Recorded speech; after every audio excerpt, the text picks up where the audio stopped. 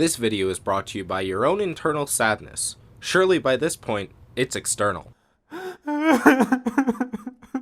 So you probably saw the title of this video and thought one of two things. One, you thought, why is anyone reviewing this 17-year-old movie? Especially a girl's movie. Or two, actually there is no two, I had written that and now I'm here recording, realizing that I didn't finish this whole bit, so I'm just gonna roll on into the rest of this video.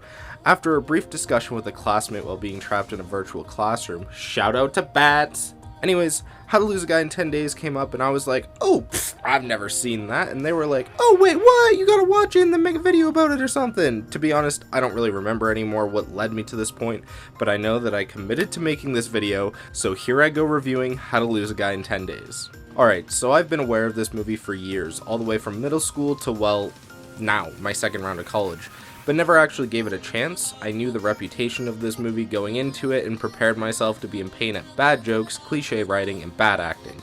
However, I was pleasantly surprised. Sure, not every joke lands, but far more do than they don't, and a lot of them are pretty hilarious. Cliched? Yeah, maybe. But every genre has its tropes, and the ones used here from the rom-com genre are fairly well executed and didn't make me groan. Completing the trifecta of my expectations being wrong is the acting. Matthew McConaughey, who I've loved in movies like Interstellar, Dallas Buyers Club, and so on, is pretty enjoyable here.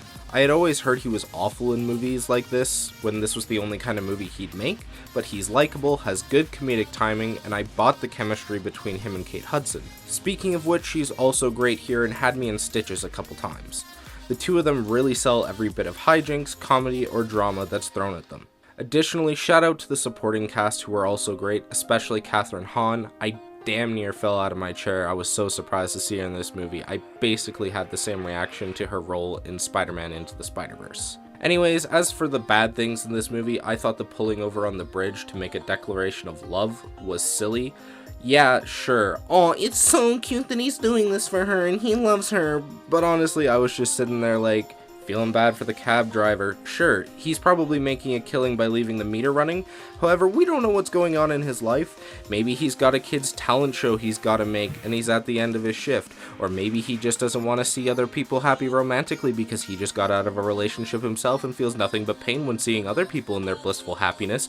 Then maybe he goes home and contemplates why he's alone, and as he's doubting the third straight whiskey he's pouring himself, he convinces himself, hey, you've had a long day. You've earned it. Who are you here to impress? The person watching this video. Video? Wait, who am I? To wrap this up, How to Lose a Guy in 10 Days is a pretty solid rom-com, and honestly, if your girlfriend is asking you to watch it, just do it. It's relatively short, then afterwards you can be like, well, because we watched that, now we're watching Blade Runner 2049. And guess what? You're the winner! Your movie has like an extra hour on its runtime, so good for you! You did it! Anyways, that's it for this video. Let me know what you think of how to trick your girlfriend into watching Blade Runner 2049 in 10 days by commenting down below, but geez, don't stop there. Hit like, hit subscribe, hit someone else. Just kidding, don't, unless it's Kevin Spacey, in which case it would certainly be warranted.